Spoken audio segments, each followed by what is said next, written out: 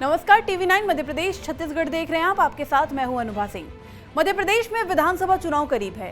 3 से 4 महीने में ही विधानसभा चुनाव का ऐलान हो जाएगा। मुकाबला बेहद कांटे का माना जा रहा है।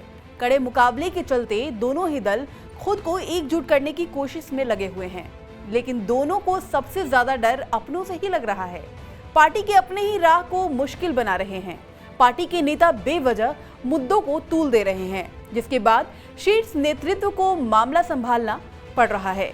कई बार तो पार्टी के दिग्गज नेताओं के बयान ही मुश्किल बढ़ा देते हैं। एक ओर मुख्यमंत्री शिवराज सिंह चौहान एक के बाद एक जनहित की योजनाएं लेकर आ रहे हैं, तो दूसरी तरफ कांग्रेस जनता के मुद्दों को उठाकर बीजेपी को घेरने की कोशिश कर रही है। दोनों ही दल एक दूसरे पर निशाना साधने का कोई मौका हाथ से नहीं जाने दे रहे हैं, मगर बीच बीच में आने वाले पार्टी नेताओं के बयान कई तरह के सवाल खड़े कर देने वाले हैं।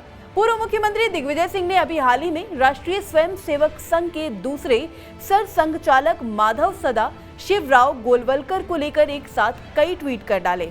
इसके बाद न केवल बीजेपी ने उन्हें घेर लिया, बल्कि दिग्विजय सिंह के खिलाफ कई थानों में प्रकरण भी दर्ज कराए गए। एक तरफ जहां दिग्विजय सिंह के ट्वीट चर्चाओं में है, तो वहीं दूसरी ओर नेता प्रतिपक्ष डॉक्टर गोविंद सिंह भी सुर्खियों में बने हुए हैं, क्योंकि उन्होंने रावतपुरा सरकार के मुख्य महंत रविशंकर पर जमीनों पर अवैध कब्जे करने के आरोप लगाए हैं। उन्होंने तो यहां तक कह दिया कि रविशंकर ने कई स्थानों पर कब्जा करके आश्रम भी बनाए। गोविंद सिंह का दावा है कि चुनाव करीब आने वाला है। बाबा के लोग गांव-गांव में घूम रहे हैं, खाना खा रहे हैं, फिर कहेंगे कांग्रेस को हराओ और बीजेपी को जिताओ। बीजेपी के साथ मिलकर कांग्रेस के खिलाफ षड्यंत्र कर रहे हैं। वैसे डॉक्टर गोविंद सिंह और रावतपुरा सरकार के महंत के बीच भी लड़ाई नई नहीं है। 1998 के विधानसभा चुनाव के समय से ही दोनों के बीच टकराव चला आ रहा है। और सबसे बड़ी बात यह है कि रावतपुरा धाम जिस लाहौर विधानसभा सीट में आता है, वहां से डॉक्टर गोविंद सिंह लगातार 7 बार विधानसभा चुनाव जीत चुके हैं। इन दोनों नेताओं के बयानों के बाद कांग्रेस के कई नेताओं की चिंता बढ़ गई है।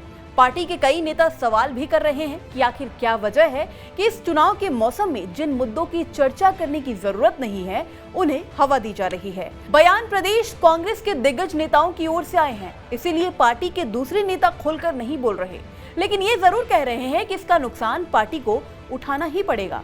बीजेपी इसका लाभ उठाएगी और ध्रुवीकरण की कोशिश भी करेगी।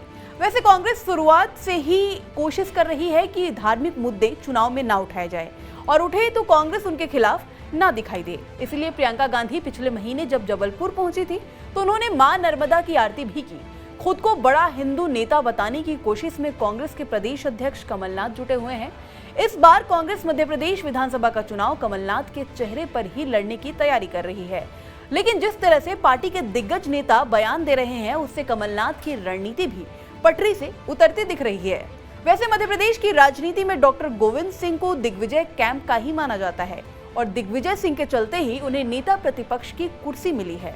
हालांकि आगे देखना दिलचस्प होगा कि मध्य प्रदेश की राजनीति में आगे होता क्या है, यानी 2023 विधानसभा चुनाव कांग्रेस के पाले में जाएगी या फिर बीजेपी, ये देखने वाली बात होगी।